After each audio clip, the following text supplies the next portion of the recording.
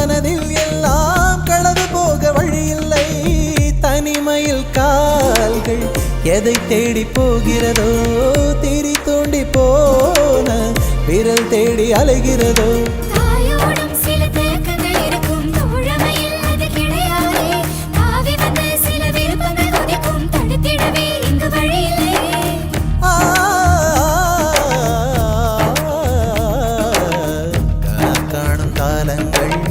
கரைந்தோடும் நேரங்கள் கரையாத கோலம் போடுமோ.